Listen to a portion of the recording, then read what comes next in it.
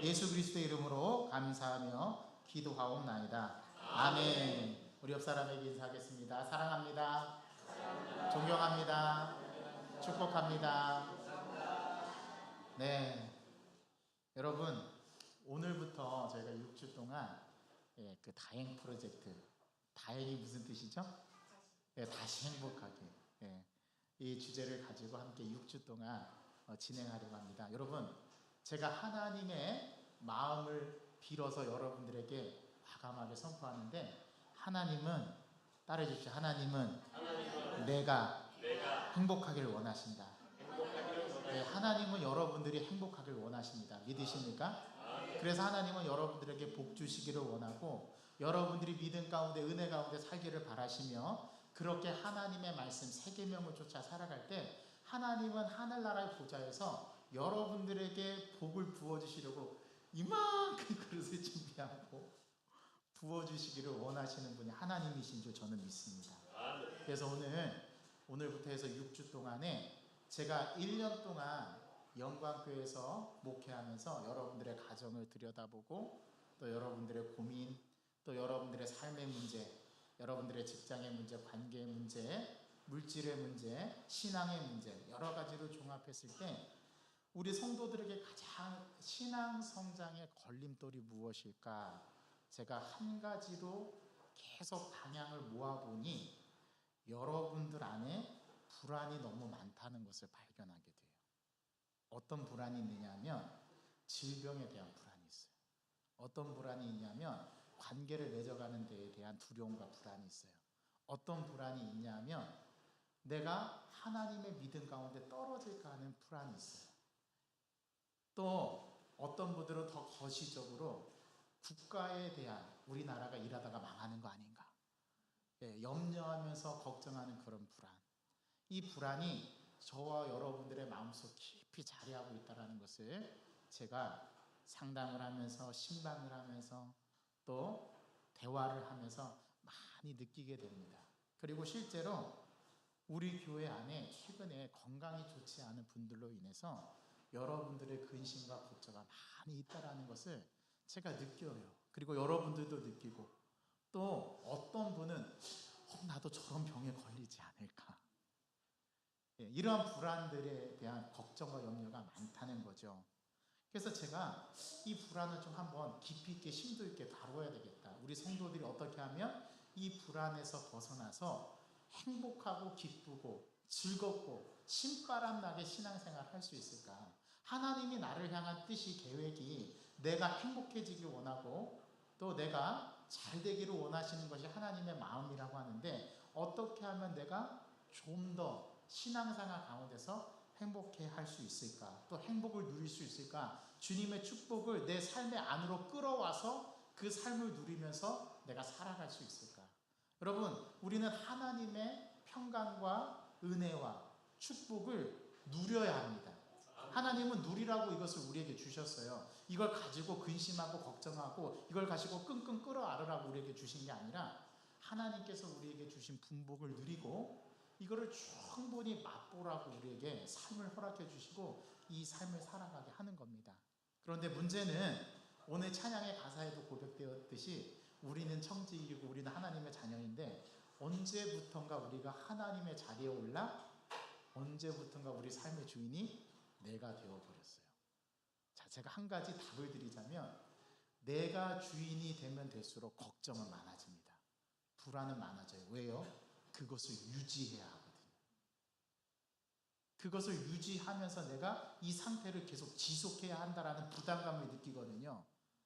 그렇기 때문에 우리가 불안이 더 가중되고 불안이 더 증폭됩니다. 여러분, 나는 내 인생의 주인일 수 없어요. 제가 그 증거를 대볼까요? 여러분들과 제가 각자 인생의 주인이라면 반드시, 잘 들어보세요. 여러분들이 여러분들의 주인이라면, 여러분들이 여러분들의 인생의 주인이라면 여러분들은 반드시 두 가지를 할 수 있어야 됩니다. 첫 번째, 여러분들이 계획하고 여러분들이 구상하는 모든 것들을 다 이루셔야 합니다. 왜요? 여러분들이 인생의 주인이라면서요. 주인이 그 정도 해야 되는 거 아닙니까? 그래야지 주인이라고 말할 수 있는 거 아니에요? 여러분들이 여러분들의 인생의 주인이라면 인생의 모든 과정 속에서 다 이룰 수 있어야죠. 왜요? 내가 내 인생의 주인이라면서요. 자, 그럼 묻습니다. 여러분들 계획한 대로 구상한 대로 다 되더일까? 그리고 여러분들이 계획만 하면 다 이루어지던가요? 열심히 노력해서 다 이루셨습니까? 그거 보십시오. 아니라고 말하지 않습니까? 그러니까 여러분들은 여러분들 인생의 주인이 아닌 거예요. 자, 두 번째. 여러분들이 여러분들의 인생의 주인이라면 과거의 내 삶도 다 알아야 하고 지금 일어나는 일들도 알아야 하고 앞으로 일어날 일들도 다 알아야 합니다. 왜요? 여러분들이 여러분들의 인생의 주인이라면서요. 주인이라는 의미는 내가 모든 것을 다 할 수 있고 모든 것을 좌지우지할 수 있다는 의미거든요.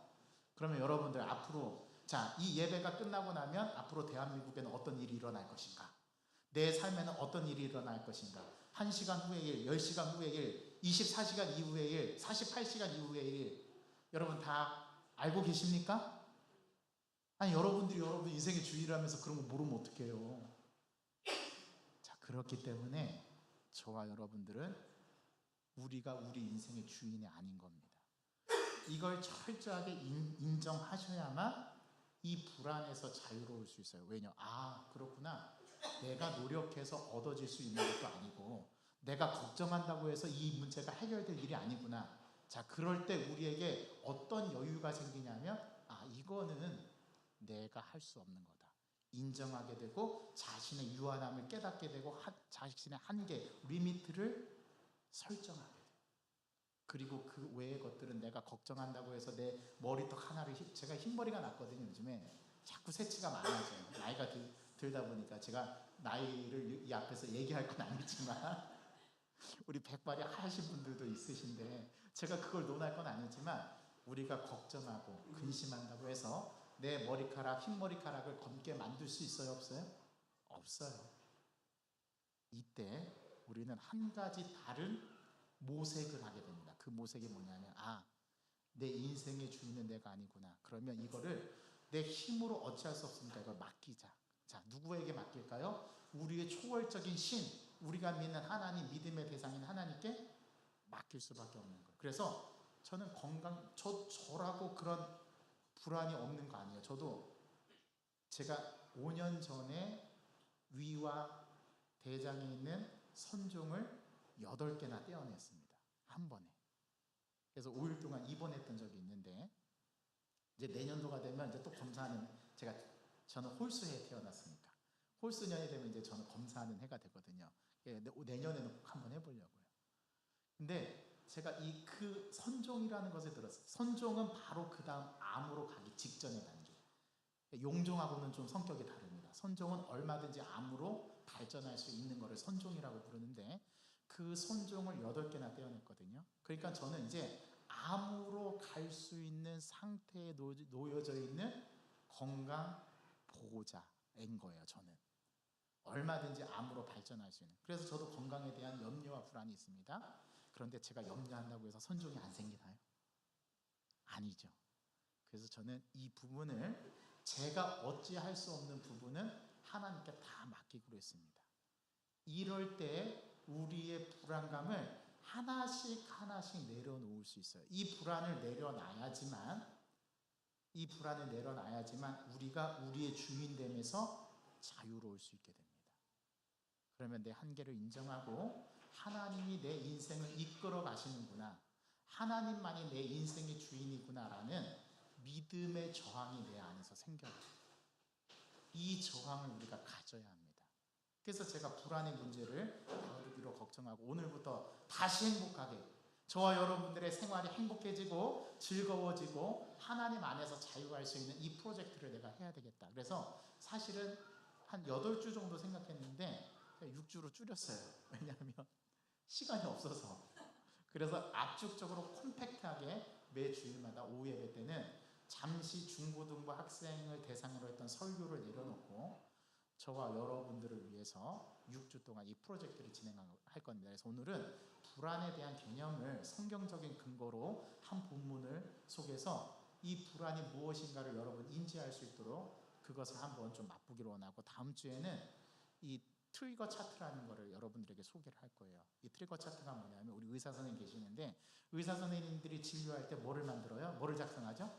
예, 그 사람에 대한 차트를 작성합니다. 차트. 자, 그러면 나에게 이 불안이라는 게 어디서부터 오는지를 알아야 할 건 아닙니까? 그렇죠? 나는 언제 불안을 자주 느끼고 어디서부터 어떤 부분에서 딱 불안이 나에게 포착이 되고 그게 트리거, 이게 트리거라는 말이 영어로 방아쇠를 당기다라는 뜻이거든요. 이 심리학적 용어예요. 상담학적 용어인데 여러분들이 평상시에 잘 살아가다가 어떠한 특수한 상황을 만나거나 어떠한 사건을 딱 만나게 되면 여러분도 모르게 이 방아쇠를 당겨지게 돼서 분노를 표출하거나 거기에 반응하게 되는 상황이 발생하게 돼요. 그러면 그 모습을 보고 자신도 놀라게 되고 내가 왜 이러지? 내가 평상시에 이런 사람이 아닌데 내가 왜 이렇게 불안에 떨고 있지? 왜 내가 이렇게 걱정하고 있지? 이게 어느 상황이 딱 그 방아쇠를 당기게 되는 트리거가 작용하게 되면 나도 모르게 이상 반응한 행동이 나온다라는 거죠. 다른 사람에게 화를 내게 되거나 짜증을 내게 되거나 아니면 막 걱정하게 되거나 그래서 불안에 떨면서 일상생활에 지장을 초래할 정도로 나에게 어떤 하나의 특정한 것이 딱 자기에게 발동이 된단 말이죠. 그 원인을 우리가 볼 수 있어야 합니다.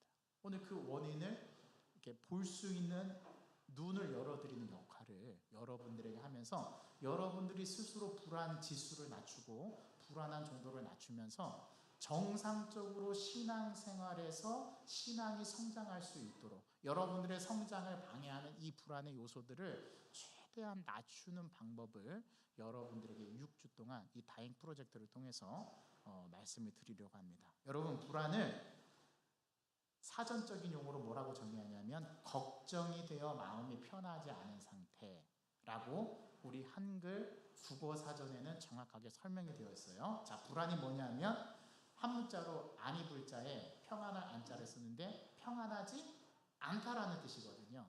이 불안이라는 게. 그래서 우리는 한 사전적인 정의로 걱정이 되어서 마음이 편하지 않은 상태를 불안이라고 표현하는데 이게 영어는 다양한 용어로 설명이 되어 있어요. 가장 불안이라는 영어로 표현되는 단어가 anxiety입니다. anxiety는 말 그대로 불안이라는 뜻이에요. 영어로. 자, 그런데 이 영어로 불안을 나타내는 뜻하는 단어가 anxiety만 있는 게 아닙니다. fear 들어보셨습니까? 두려움. 이것도 불안이라는 뜻을 갖고 있어요. 또 nervousness, 초조한이라는 이 형용사에다가 n이 ss를 붙여서 명사형을 만드는데 이걸 nervousness를 불안이라고 영어로 번역이 됩니다. 또 insecurity, 여러분 security가 무슨 뜻이죠? 안전, 보호 그런 뜻이잖아요. 그런데 이게 인자가 붙으면 어떤 단어가 되냐면 확신 없음이란 뜻이 됩니다. 확신이 없기 때문에 불안이 생기는 거예요. 영어는 이렇게 표현을 해요. 또 rest라는 뜻이 휴식, 나머지 그런 뜻인데 unrest 하면 이게 불안이라는 단어가 돼요. 편하지 않은 상태가 되면 불안을 느낀다는 거죠. 여러분 걱정 많으시죠? 여러분 지금 뭐가 불안하십니까? 내 자식이 불안합니다. 그죠? 위태위태해요. 저거 신앙 가운데 살아야 되는데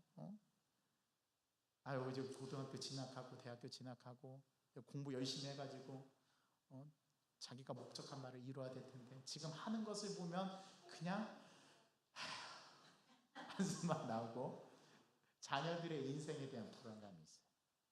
내가 지금 건강하지 못해서 건강에 대한 불안감이 있어요. 그러면 이런 불안이 왜 올까요? 저는 한 가지로 표현하면 미래에 대한 불확실성 때문에 오는 겁니다. 여러분 미래를 모르시잖아요. 어떻게 될지. 미래에 대한 불확실성 때문에 사실은 우리에게 불안이 와요. 그런데 이 불안이 올 때 이 불안의 척도, 이 지수가 쭉 오래되잖아요. 요거를 만성화된다고 하는데 불안이 계속해서 내 안에 작동해서 쭉 오랫동안 유지돼서 만성이 되면 요거를 뭐라고 표현하냐면 불안장애라고 표현합니다. 불안장애, anxiety disorder라고 해요. 이게 무슨 뜻이냐면 불안 때문에 삶의 기초적인 생활을 해나가지 못하는 상태까지 만들어지는 단계를 불안장애라고 합니다. 이거는 이거는 심리적, 정신적인 질환으로 규정이 되어 있어요. 그리고 불안 장애에서 파생한 여러 가지 질환들이 공황 장애도 불안에서 오는 거고요. 범불안 장애도 생기고 공포증, 초조함, 불면증, 두통, 가슴이 두근거림. 왜냐하면 긴장하게 되면 이 텐션 때문에 아드레날린이 분비돼서 심장이 막 뛰어요. 그래서 여러분들이 긴급한 상황이나 경황이 없을 때 여러분들의 심장이 평상시보다 1.5배가 뜁니다. 긴장하게 돼요. 불안하게 돼요. 그러니까 가슴이 뛰어요. 그러니까 어르신들이 이제 그런 가슴이 뛰는 것 때문에 이게 더 상태가 심화되면 부정맥이 오기도 하고 여러 가지 판막에 이상이 생기는 증상도 오고 또 손발저림, 입이 마름. 여러분 이렇게 긴장하고 초조해지고 불안해지면 입이 바짝바짝 마른다 그러죠. 이게 신체적인 징후들이 나타나요. 그래서 계속 불안 상태가 지속되면 이게 이제 병의 근원이 되는 겁니다. 그러니까 불안이라는 게 굉장히 좋지 않은 거예요. 그런데 꼭 불안이 좋지 않은 것만 있는 건 아니에요. 적절한 불안은 우리 삶의 또 동력이 되기도 합니다. 이런 아주 건강한 불안은 시기적절하게 우리에게 드는 불안은 우리를 더 활기차게 만들고 우리의 생활력을 더 높여주는 요소가 되기도 해요. 그런데 이런 역기능적인 불안함은 우리에게 질병을 가져다 줘요. 그러면 이 불안에서 벗어나기 위해서 사람들이 추구하기 시작한 게 뭔지 아니까 그게 바로 자신의 정체성을 찾는 거예요. 나는 누구인가? 나는 어디서부터 와서 어디를 향해 가는가? 나의 시작에서 나의 인생에서 가장 중요한 점은 무엇인가? 이거를 사유하고 생각하기 시작했다라는 거예요. 그래서 나의 미래는 어떻게 될지, 나의 앞으로 인생은 어떻게 될지 이런 것들이 불안에서 벗어나기 위한 반작용으로 우리 인간들이 추구해왔던 삶의 모습이었다는 거예요. 여러분 지금 이스라엘과 헤즈볼라 무장단체와의 전쟁이 확산되고 있죠. 처음에는 이 이스라엘 국가하고 이 헤즈볼라 요 무장단체하고 사실은 이제 소의 전쟁이 있었는데 지금 이게 확산이 돼서 지금 레바논, 얼마 전에 이스라엘이 레바논 베이루트를 공습했거든요. 약 거의 10,000명이 죽어나가는 지금 상태에 이르렀다고 하는데 이제는 이 싸움이 국가와의 전쟁이 됐습니다. 그뿐만이 아닙니다. 이란과 이스라엘도 전쟁을 준비하고 있고 이전부터 팔레스타인하고 이스라엘하고는 계속 전쟁을 해왔고 가자 전쟁이라고 들어보셨죠? 그 전쟁이 만성화돼서 지금 이제 쭉 지금까지 왔는데 이스라엘 역사에서 지금 최대 위기입니다. 일부 성경학자들은 야 진짜 3차 대전 일어나는 거 아니야? 왜냐하면 3차 대전의 그 시작점은 이스라엘부터 시작한다라고 성경학자들은 해석하기 때문에 그렇습니다. 그래서 3차 전쟁이 되는 거 아니냐 그런 염려가 있고 그런 불안이 계속 가중되고 있어요.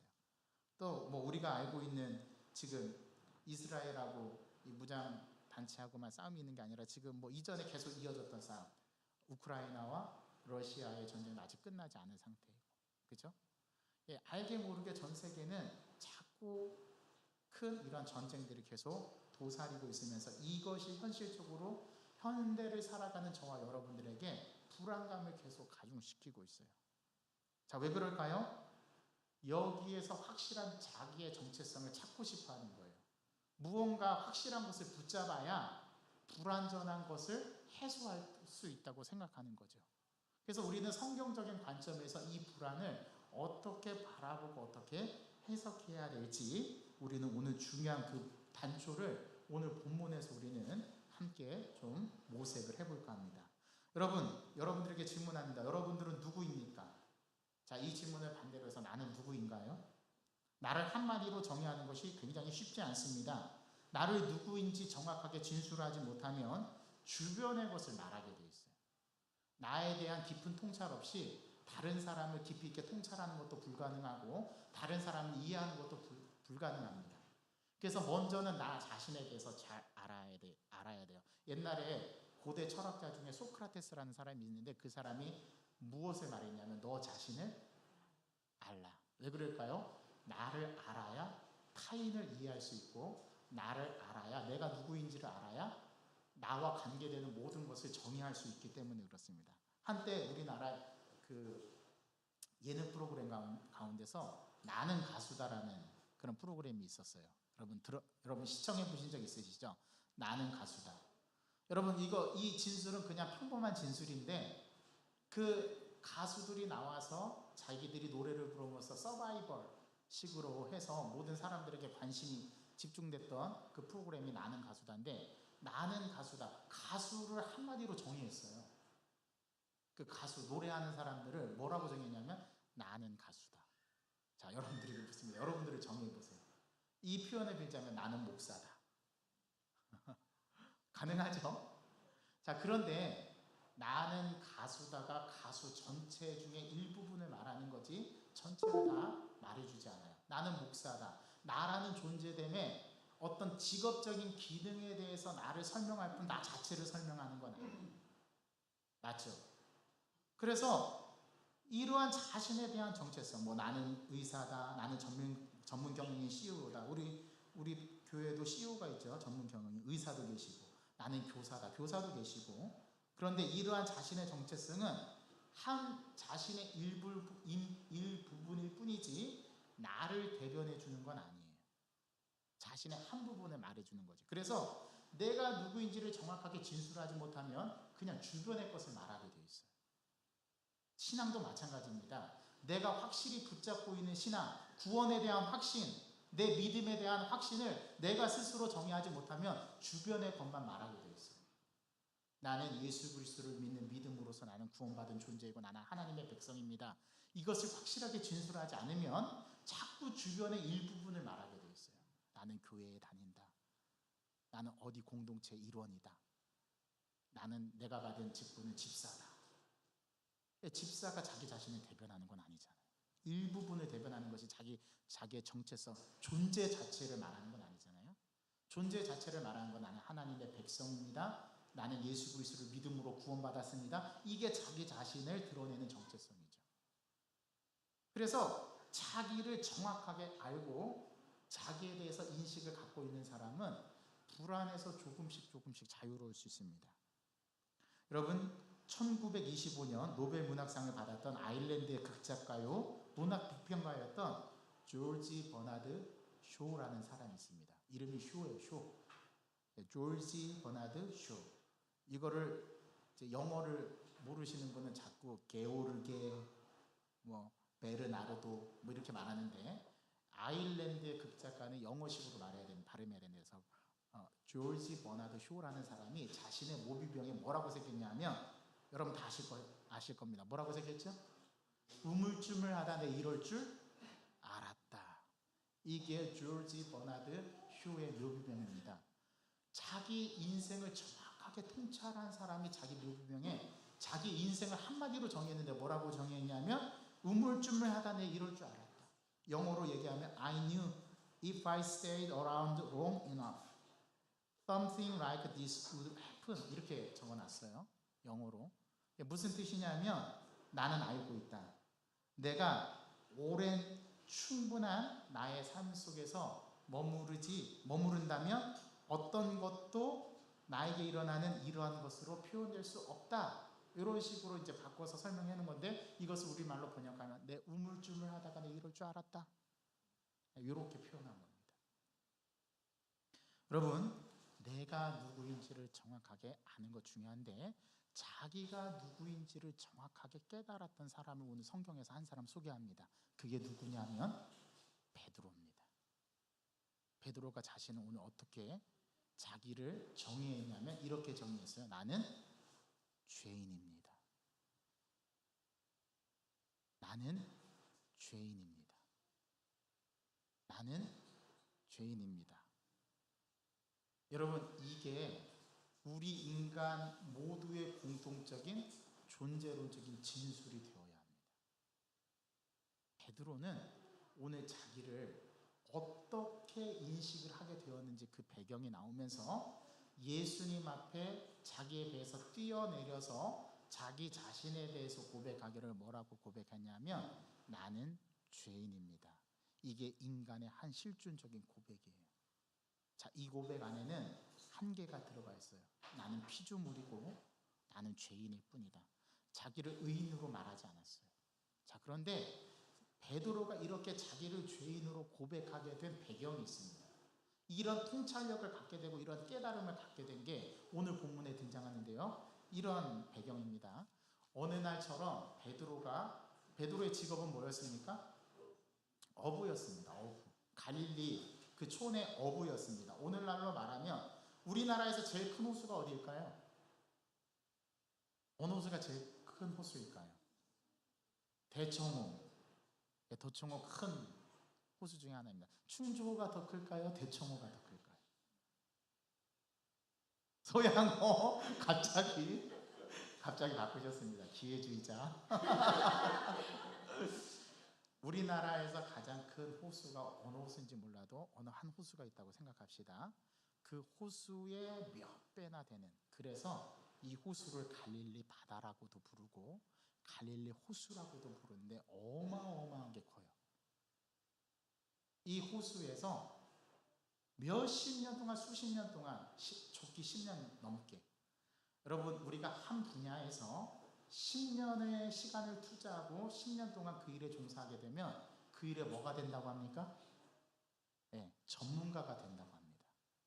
전문가가 되잖아요. 그러면 사람들이 모셔가요. 우리 기업에 와서 우리 기업을 빛내주십시오. 제가 그래서 항상 자라나는 청소년들에게 뭐라고 얘기냐면, 너 진짜 성공하고 싶어? 그러면 성공하고 싶대요. 그럼 제가 비결을 알려줘요. 내 비결을 알려줄게. 천기누설이다, 너만 알고 있어야 돼 하면서 비결을 알려주는데, 어떤 비결을 알려주냐면 우리나라에서 가장 소외되고 하지 않는 그 분야에 네가 전문가가 되라. 그러면 10년만 딱 그 일에 종사하면 대기업에서 너를 모셔갈 거다. 제가 그렇게 장담합니다. 진짜입니다. 여러분 우리나라에 3D 직종이라고 알려져 있어요. 그 직종 중에 하나가 뭐냐면 환경미화원.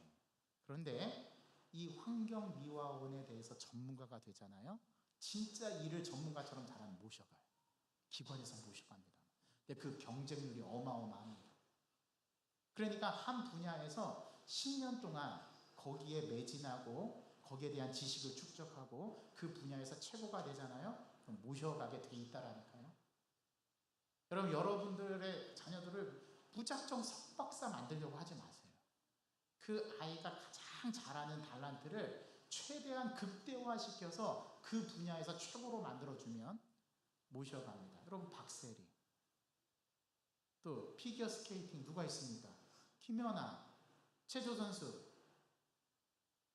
손현재 모셔가잖아요. 한 분야에서 전문가가 되면 그렇게 모셔가게 돼 있어요.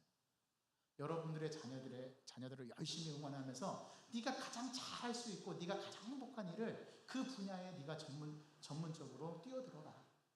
그렇게 독려하고 격려하면 그 아이가 10년 후에는 이 나라에서 가장 요긴하게 중역으로 쓰임받는 여러분들의 자녀가 될 줄 믿습니다. 자녀를 그렇게 응원해 주시고 그렇게 키우셔야 돼요. 자, 한 분야에서 10년 동안 갈릴리 촌에서 어부로서 아주 고기잡이에 대해서는 가장 전문가, 여기에 대해서는 타의 추종을 불허할 만큼 따라올 수 없는 사람. 자, 몇 시 몇 분 몇 시에 되면 어느 물가에 가야 물고기가 모이는지를 정확하게 알고 있는 전문가. 그리고 그물 손질은 어떻게 해야지만 고기를 많이 잡을 수 있는지, 그물의 길이는 얼마이며 배의 크기는 얼마이며 이 배의 크기에 얼마만큼의 그물을 실어야 할지, 그리고 고기가 잡히면 몇 톤이 될지를 다 계산 속으로 머릿속으로 알고 있는 전문가. 그래서 그에게는 계산기가 필요 없고 그 한 사람만 있으면 모든 것을 해결할 수 있는 사람. 그리고 아침에는 바람이 어느 풍이 부는지, 지금쯤이면 바다에 광풍이 불어서 지금 이러한 날씨에는 고기잡이를 나가야지 말아야 한다라는 이 정도까지 모두 술술 깨고 있는, 그야말로 어업에 대해서는 전문가라고 하는 사람이 베드로라고 생각하시면 됩니다. 이 베드로가 여느 때처럼 물고기를 잡아러 나갔는데 신기한 일이 벌어진 거예요. 평상시 같았으면 내가 딱 지정한 그곳에 딱 가면 물고기를 아주 많이 잡았는데, 그날은 밤새도록 물고기를 잡았는데도 한 마리도 못 잡은 겁니다. 전문가가. 네, 이러한 속담에서 나오는 속담이 있죠. 원숭이도 나무에서 떨어질 날이 있는 거죠. 베드로가 아주 이상한 경험을 한 거예요. 이상하다. 요맘때쯤에 여기에 가면 그물을 던지면 고기들이 많이 잡혀 있는데 그날따라 한 마리도 못 잡고 허탕을 치고 돌아와서 그물을 손질하고 있었어요. 자, 그때 예수란 분이 그 배를 정박하고 그물을 손질하는 그 배 두 척 중에 한 배에 오르셔서 예수를 따라온 무리들에게 그 배 위에서 앉아서 말씀을 가르칩니다. 자, 하필이면 그 배가 누구의 배래요? 시몬 베드로의 배랍니다. 자, 시몬이 그물을 기우면서 아니 허락도 없이 누구 배에 올라와서 말씀을 전해? 이렇게 따질 법도 한데 평상시 소문으로 들어서 알고 있던 예수라는 분이 와가지고 자기 배에서 말씀을 전하시니까 이거 신기한 광경이 벌어진 거죠. 안 그래도 내가 예수라는 분을 한번 만나고 싶었는데 그분이 내 배에 찾아와서 자기 배 위에서 말씀을 가르치니 얼마나 기분이 놀랍겠어요. 그렇죠? 얼마나 기분이 묘하겠어요. 그런 상황에서 그물을 기우면서 이제 손질하면서 말씀을 들었는데 그 말씀이 쏙쏙 귀에 박히는 겁니다.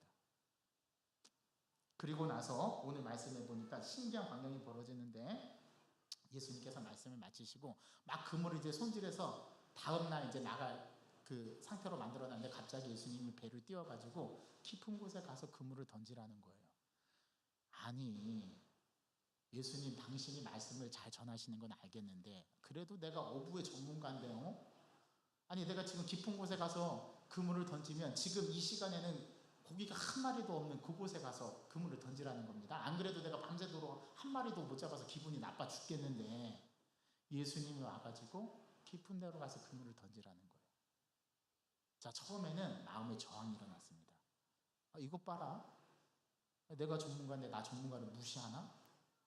이 베드로가 그런 생각이 들었는데 말씀을 듣고 나서 이게 은혜를 받았단 말이죠. 베드로가 예수의 말씀을 듣고 나서 예수에 대한 권위와 예수의 카리스마적인 그 가르침이 자기의 마음을 파고들어서 그 말씀이 자기에게 들어왔다. 와서 그 말씀의 은혜를 받았거든요.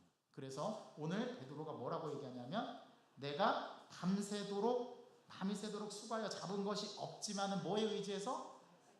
말씀에 의지해서. 지금 자기의 상황을 다 예수님께 말하죠. 내가 밤새도록 고기를 안 잡아본 게 아닙니다, 예수님. 그래도 제가 전문가인데 제가 고기를 다 잡아봤는데 한 마리도 못 잡았는데 내가 다른 사람이랑 몰라도 당신이 말했으니까 예수님이 말씀하셨으니까 내가 예수님의 말씀에 의지해서 그물을 내리리이다. 자, 여기에서 변화가 일어났어요. 어떤 변화가 일어났습니까? 이 업의 주인은 누구예요? 나예요. 여기에 전문가는 누구예요? 나예요. 업의만큼은 내가 전문가고 주인이에요. 그런데 주인의식을 내려놓고 누구의 말에 순종합니까? 네, 예수의 말은. 여기서 지각된 일이 일어나는 거예요. 여러분, 불안을 줄일 수 있는 가장 중요한 부분은 뭐냐면 내려놓는다. 우리에게 드는 불안을 가장 완화시킬 수 있는 가장 강력한 방법이 뭐냐면 하나님의 말씀 앞에 나의 염려와 고민과 불안을 내려놓는 거예요. 자, 그랬더니 놀라운 일이 벌어졌습니다. 밤새도록 그물을 던져도 한 마리도 못 잡았던 베드로가 말씀에 의지해서 그물을 내리니 어떻게 됐어요? 6절에 그물이 찢어질 정도로 물고기가 잡히는데 자기 혼자서 감당이 안 되니까 옆에 있는 누구? 동무들에게 손짓해서 도와달라고 하니 그들이 와서 두 배의 채움에 두 배가 어떻게 돼요? 가라앉을 정도로 잠기게 되었더라. 기적이 벌어진 거죠. 나의 주인됨, 주인을 내려놓을 때 그리고 예수님을 참 주인으로 모시고 그 말씀에 순종할 때 우리의 삶에서 뭐가 일어난다고요? 기적이 일어나고 우리의 불안이 사라지게 됩니다. 자, 여러분 보십시오. 더 중요한 사실이 있습니다. 자, 8절 읽어봅니다. 시작. 시몬 베드로가 이를 보고 예수의 무릎 아래에 엎드려 이르되 주여 나를 떠나소서 나는 죄인으로소이다. 전혀 이해할 수 없는 말씀이 나왔습니다. 오늘 이 말씀의 의미를 깨닫는 분은 진리를 깨닫는 겁니다. 자, 고기 못 잡은 거는 차치하고 베드로가 왜 배에서 이 경험을 하고 난 베드로가 왜 배에서 뛰어내려서 예수님 앞에 무릎을 꿇고 이런 고백을 드리는 걸까요? 자, 요 고백 안에는 어떠한 무엇이 전제되어 있길래 이렇게 말하는 거죠? 여러분 한번 말씀해 보세요. 요 구절 안에 어떤 숨겨진 의미가 담겨 있나요? 자, 이런 겁니다. 나는 지금까지 내 삶의 주인은 누구였습니다? 나였습니다.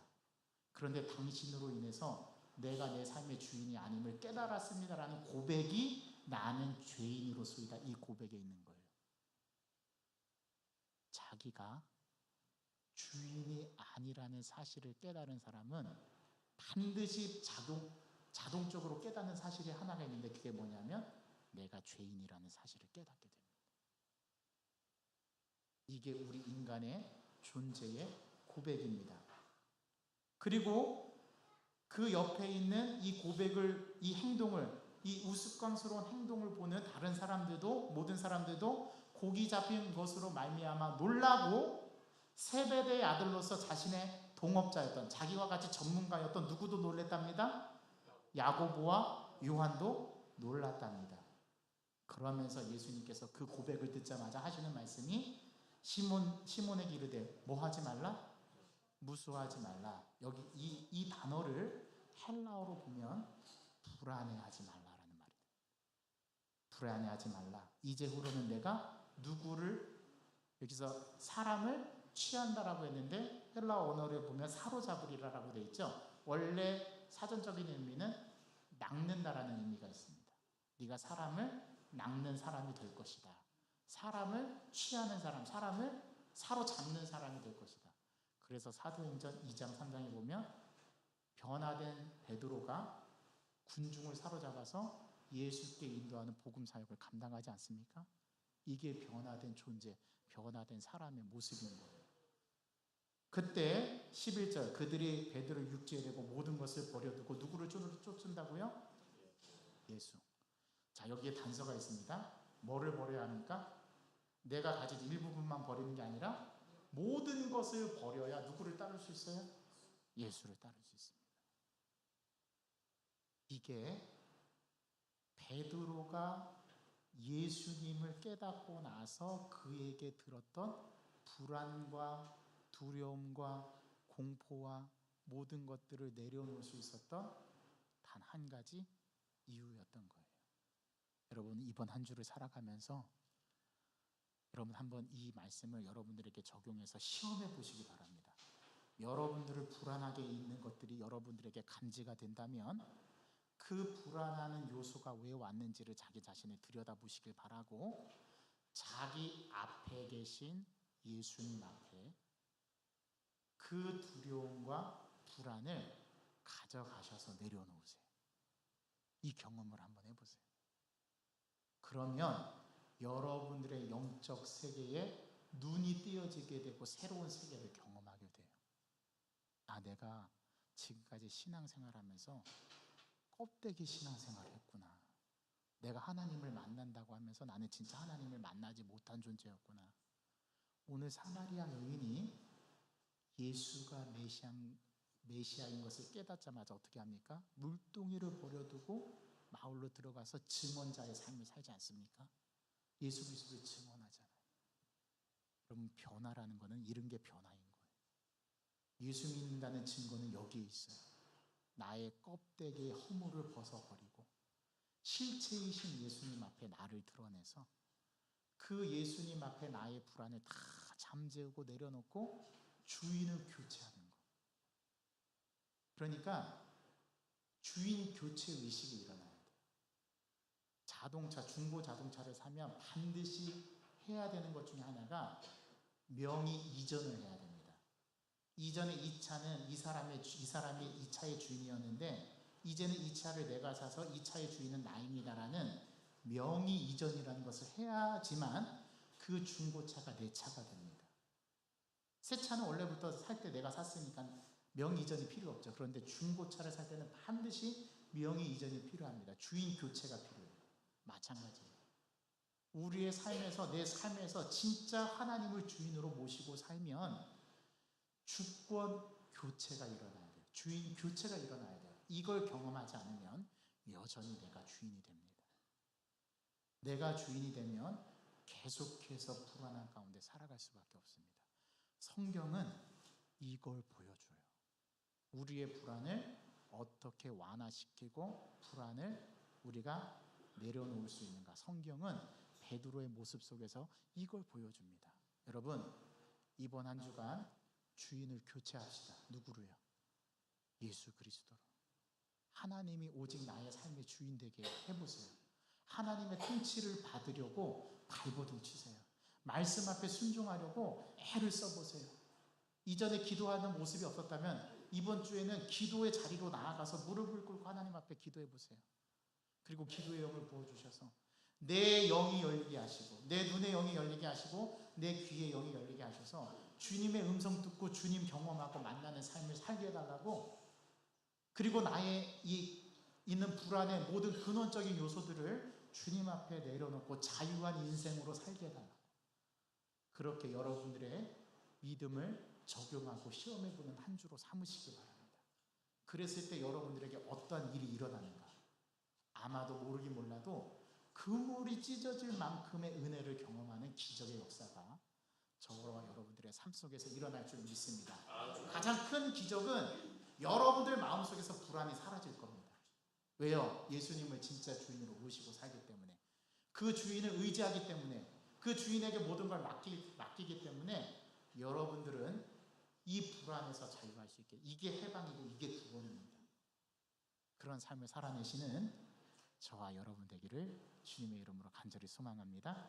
하나님, 우리가 다양한 프로젝트를 시작하면서 오늘은 불안에 대한 말씀을 통해서 이 불안을 들여다보고 이 불안이 어디서부터 비롯되는지 오늘 말씀을 통해서 힌트를 얻습니다. 하나님, 우리가 우리 인생의 주인이 되려고 하면 계속해서 불안은 가중될 수밖에 없고, 이 불안으로 우리는 고통받을 수밖에 없다라는 존재임을 깨닫고, 우리의 한계를 인정하고 주님께 우리의 주도권을 내어드리고 주님 앞에 우리의 삶의 모습을 통해서 발버둥 치면서 나의 모든 주권을 주님께로 이양하는 이러한 변혁의 일들이 이번 한 주간의 삶 속에서 펼쳐지도록 도와주옵소서. 끊임없이 우리 자신을 내려놓고 이 불안을 내려놓고 주님 앞에 우리의 인생이 주님이십니다라고 고백할 수 있는 신앙의 고백이 저희들의 입술에서, 저희들의 마음속 깊은 곳에서 터져나올 수 있도록 인도하여 주옵소서. 예수 그리스도의 이름으로 감사하며 기도하옵나이다. 아멘. 오늘 주신 말씀 생각하면서 우리 찬양